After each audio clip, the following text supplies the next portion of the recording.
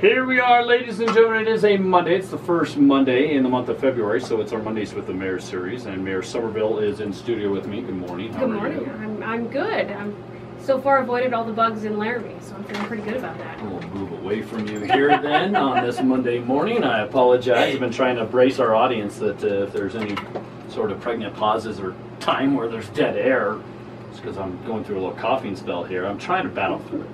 Speaking of battling through, we're trying to battle through this snow removal policy update. Is that a good way of saying that? That is an excellent way of saying that. That's yes. All right. Well, let's talk about, okay, so last time we knew that you guys had extended the vote until tomorrow night's meeting. Right. And I guess what has been the discussion since then? Because obviously this has given more people to provide feedback.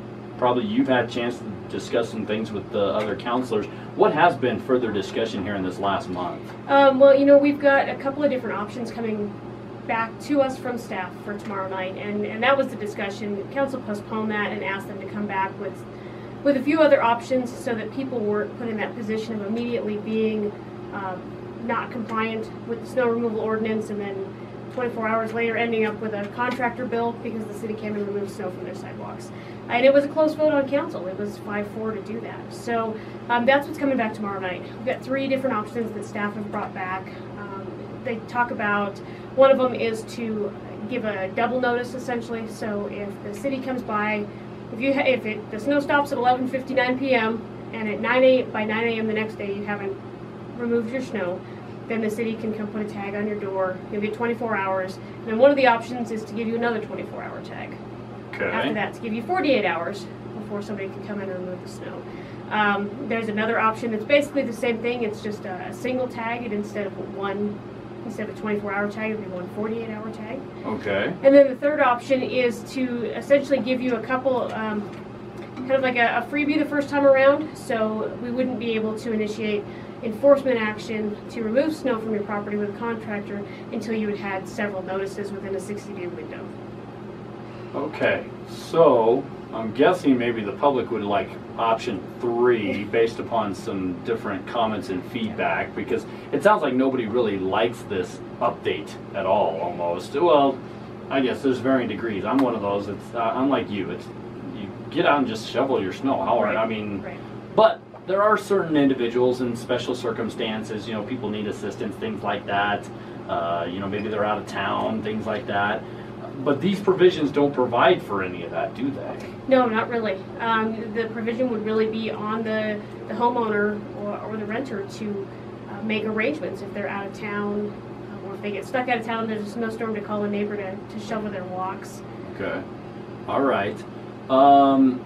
Because I'm just curious more than anything about what's been the reaction from the public that you've gotten? What's the feedback that council's gotten from the public? You know, we have some people that are supportive of this, and they've been coming to the meetings. But on a personal note, I can't speak for the whole council. I've had a lot of negative feedback against this particular update. I continue to be concerned about that enforcement piece. I can think of so many scenarios where you end up with a contractor bill and an administrative fine from the city for not having shoveled your walks for a day or two, and 90% of the time, you know, 95% of the population here does the right thing and they shovel their walks. I've been watching my subdivision and kind of the different areas of town as we've been talking about this, and on average it seems to take 2 days or so for people to get the snow shoveled off their walks and get stuff cleared.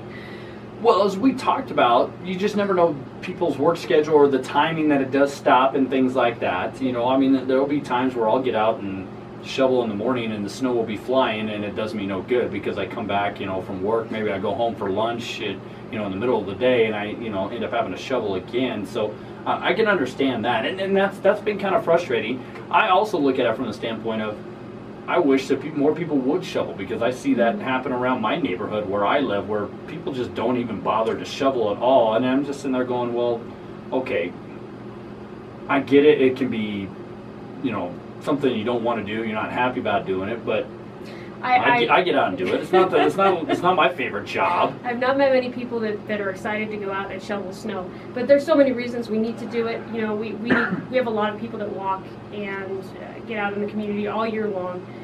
We certainly need to make sure that the people with disabilities in this town have good access and can get out of their homes and can get down the sidewalk. And those are all very, very important things, but really it's a community decision on what standard do you want to set for the community.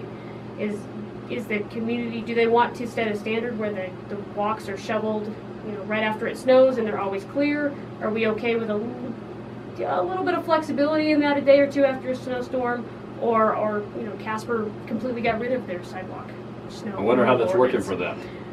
I was up there visiting my parents, and there was snow on the sidewalks last time I was up there for a snowstorm. So it really is a community preference and a community decision. So.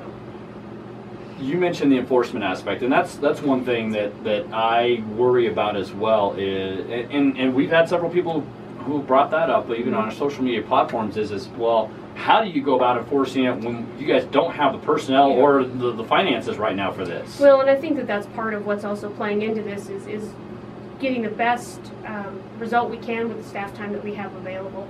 And it is very difficult to enforce it. The city of Laramie has one code enforcement officer who obviously does not check all of the sidewalks in the city of Laramie every time there's snow. It doesn't work that way.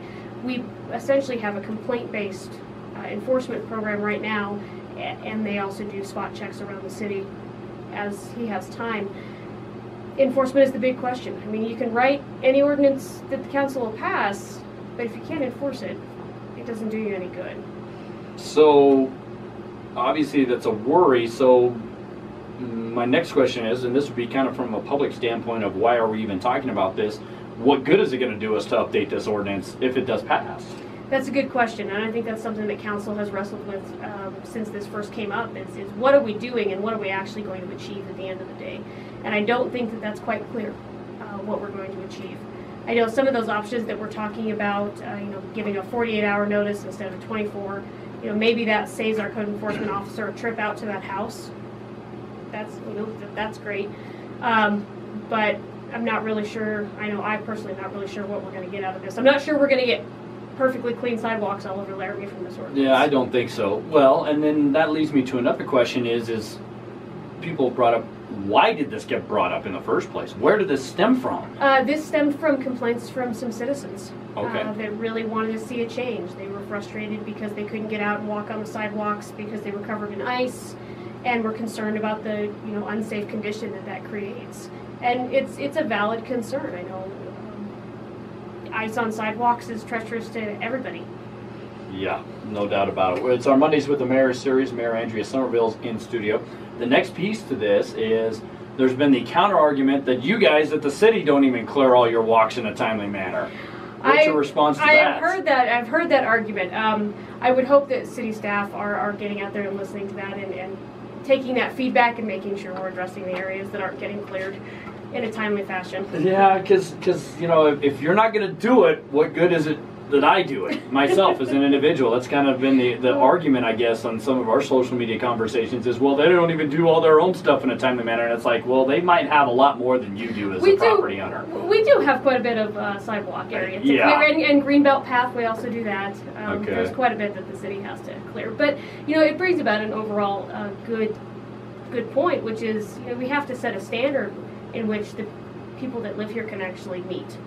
We don't want to set up a situation where 50% or more of the population is constantly in violation of that.